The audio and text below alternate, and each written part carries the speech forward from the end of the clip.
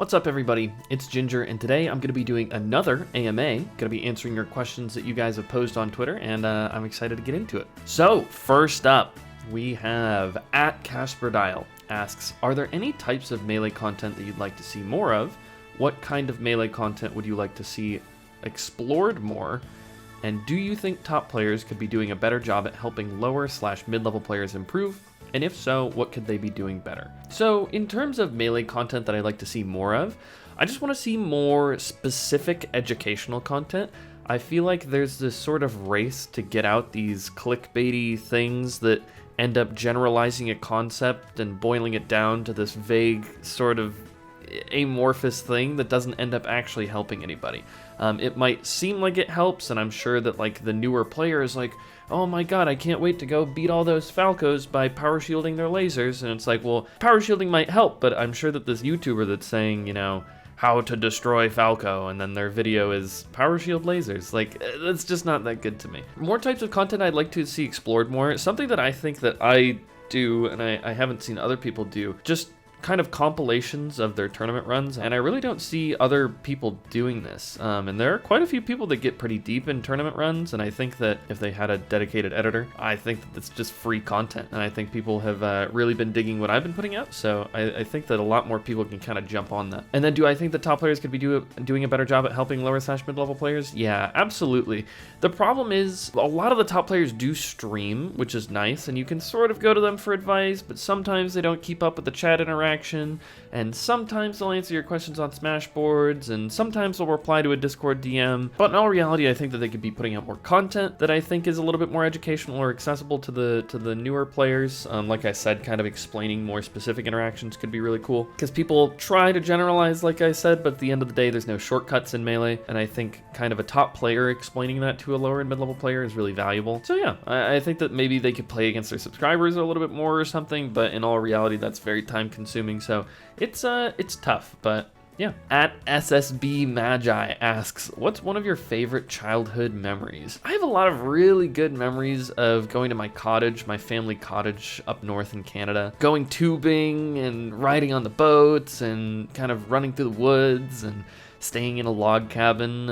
It's a cool experience. So yeah, I have a lot of good memories of that place. @StiltsAudio asks, who's your favorite mod and why is it NZ Ryder? Ryder is a legend. Honestly, I think I have some of the best mods in the entire, like, at least Smash Twitch scene. I love every single one of my mods, but Ryder is fantastic. Love that guy. @EthanGoins99, what are most mid-level Falcos great at and what are they terrible at? This is actually a question I get asked pretty frequently as well. So in all reality, no two players are going to be exactly good or bad at the same things, and this is reflected pretty much in every mid-level Falco. There's no like mid-level Falco secret. It's not like, man, if every Falco was just better at doing X, they would become a top-level Falco. And that's what makes me not like practice regimens so much. I think that everything sort of needs to be specified to the individual. So the faster that every Falco can kind of dissect whatever sort of issue they're having, the more efficient they'll be able to tackle the problem and improve. We have @TurnedDownForWalt, god dang it, asks, did you know that Falco can reflect projectiles with down B? Yes, I learned this pretty early on, and don't really do it very often anymore. God, thanks Walt for the question. @LukeFarag asks, when you see two major tournaments on the same weekend, besides distance, what determines which one you attend? Funnily enough, I'm not really like a big, I was gonna say pot chaser. Is that? I don't look for like big pot bonuses terribly frequently unless it's an open weekend. The thing I care about is practice. I just want to become the best in the world, not the richest smasher. Like, what, you're gonna be the richest smasher and be $500 richer than the other guy? Like, I don't know, it doesn't matter that much to me. So I look for how many top players are attending in general. That's normally what I look for. @ThroneOrc, what's up Johnny, asks, when you became a top player in the first place, what was that feeling like? Was that something that you've dreamed about before getting there?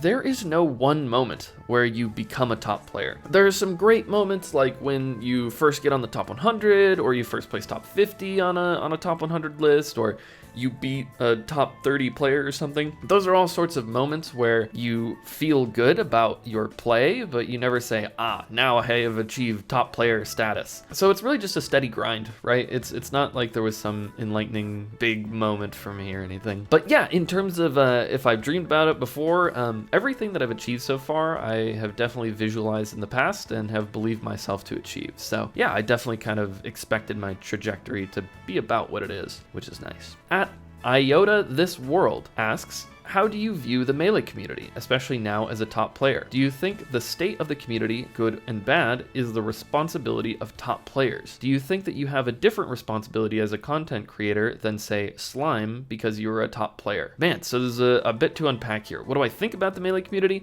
Depends on what Melee community you're talking about. The Reddit community can, they can kind of be cannibalistic to their own, which is a little sad to see. I think a lot of people just want to tear everybody down or look for reasons to make fun of people, which that sucks. And also the Twitter community in general is more of the same. But there's a lot of great people out there in those communities. But more realistically, the Melee community is built on the grassroots in-person community of the people that attend the tournaments. And those people, in my experience, have been some of the best people in the world that I've ever met. Do I think the state of the community, good and bad, is the responsibility of top players? I think everybody has some sort of responsibility, but somebody with a platform very obviously shapes the community around them, right? So I do think they have some amount of responsibility, but I don't think that it's just like, well, the top players hold the community in their hands and everything they do should be made to, influence everybody that looks up to them. There's some degree of responsibility I think everybody has, some people more than others, but I don't think that has to be their entire lives, Do I have a different responsibility as a content creator, say Slime,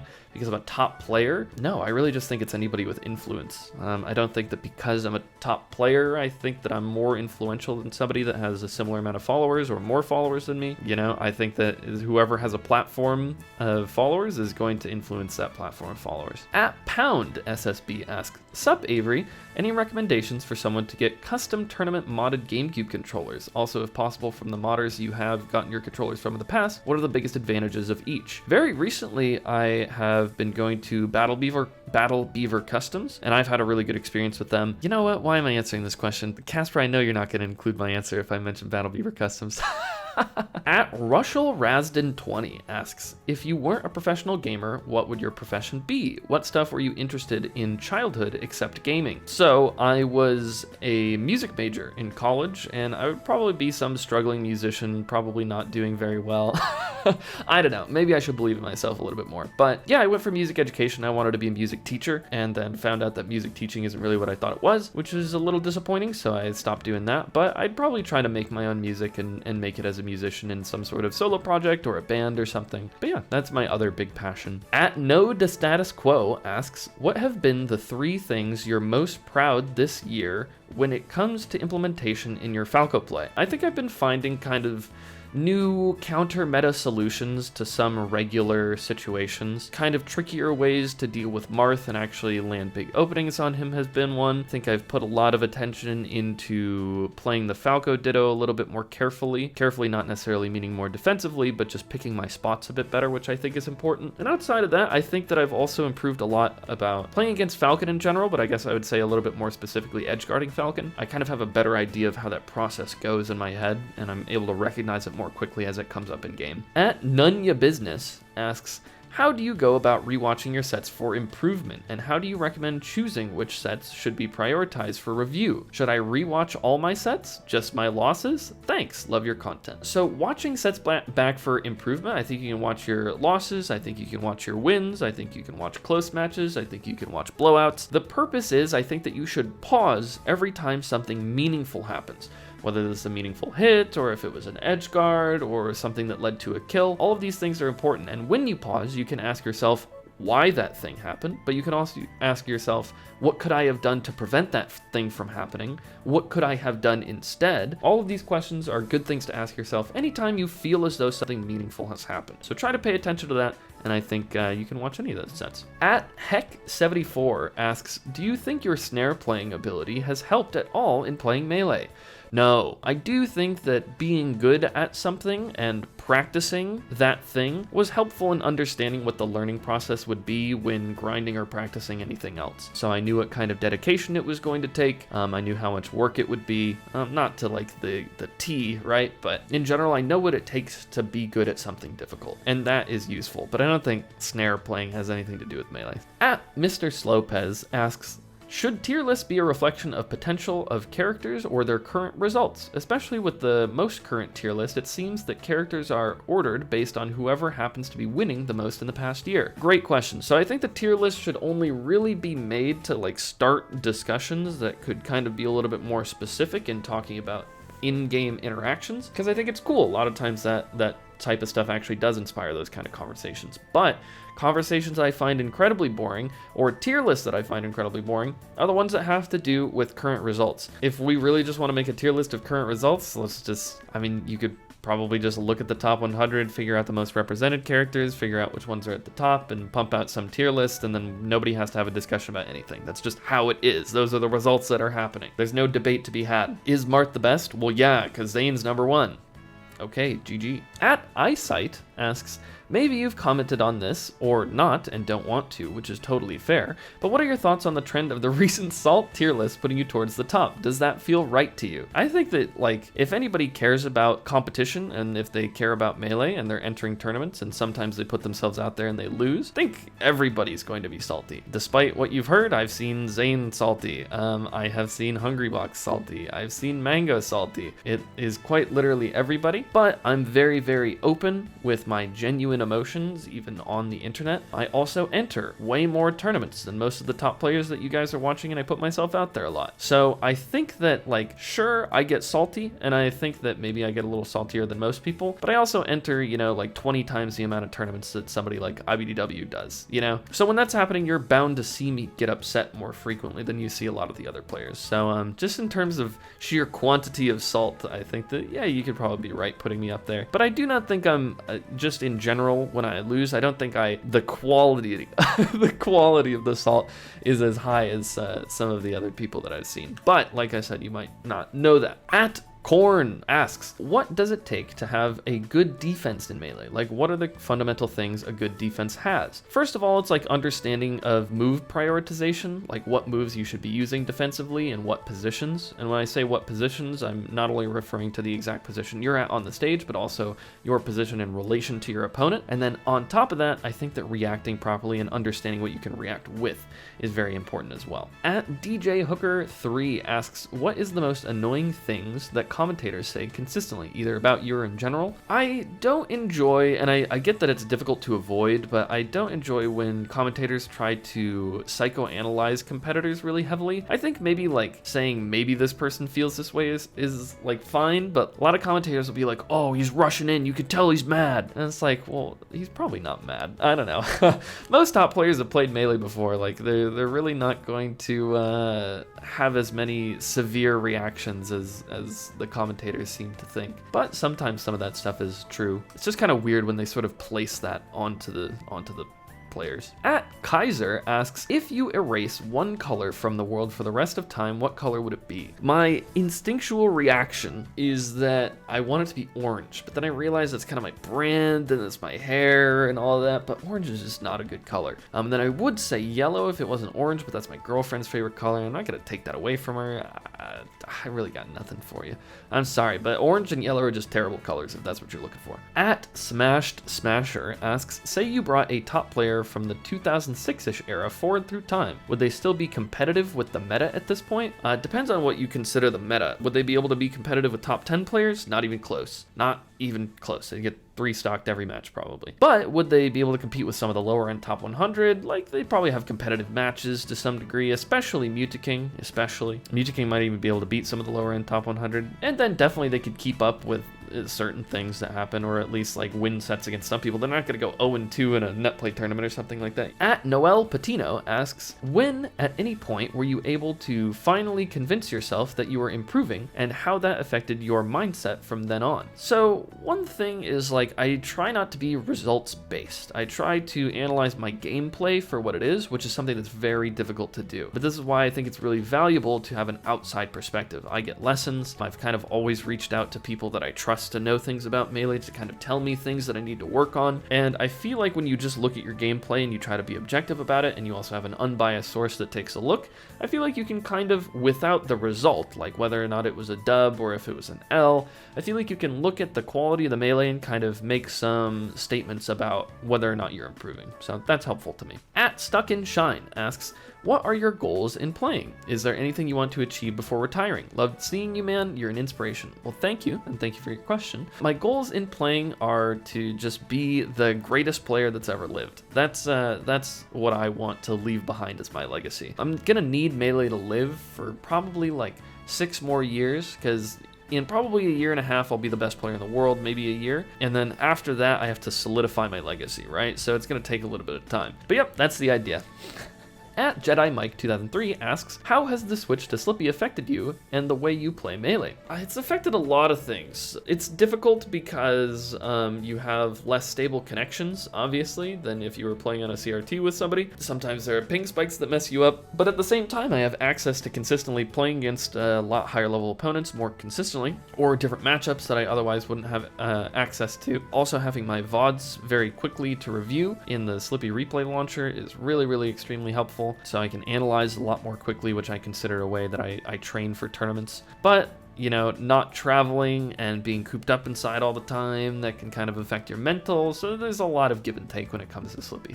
At ePoodle asks, do online results actually matter? Why or why not? Here's the thing, everybody. Even in-person tournament results don't matter. Nothing matters, probably. They matter as much as you want them to. That's the whole thing. In-person events, online events, the results only matter as much as you want them to. At MoonKing34 asks, what's your favorite tournament that you have participated in so far? I think the Big House series was great, I think Genesis is great, and I think that Gommel is great. And those are essentially the biggest tournaments that I sort of have the most fun when I play in. At Chicken Gibbles asks, if you had brown hair, would your tag be brown? I dyed my hair blonde once, and I tried to change my tag to blondie for like a couple tournaments, but the TOs wouldn't let me. So, nope, I think I'm just gonna have to be stuck with ginger forever. At Rockets Booster asks, what are your favorite matches, yours or other players, to rewatch? So some of my favorite matches are just Mango versus Leffen matches. I think that they're really exciting, even though sometimes it's not the highest quality of Melee. Sometimes it is, at least from one of the sides. But yeah, I really like watching those. Some of my matches versus Kalindi and some of my matches more recently. At Dominator asks, how do you keep from burning out? Pros play so much and so often, and some burn out, but others don't. What tip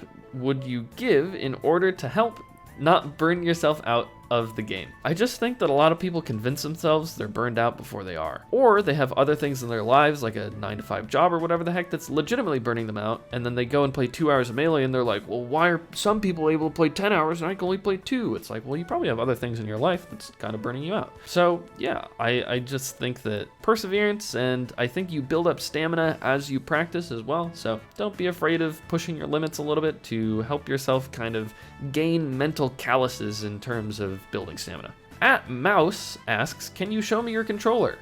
Sure. I'm working with this guy right now. It's a nice controller. It has some nice notches. It's kind of hard to tell on this black shell, but it's very basic. I don't really need that much out of my controllers. Sometimes I have cool looking controllers, but you know, I just need one that works for my job. At Six War asks, do you like Cheez-its?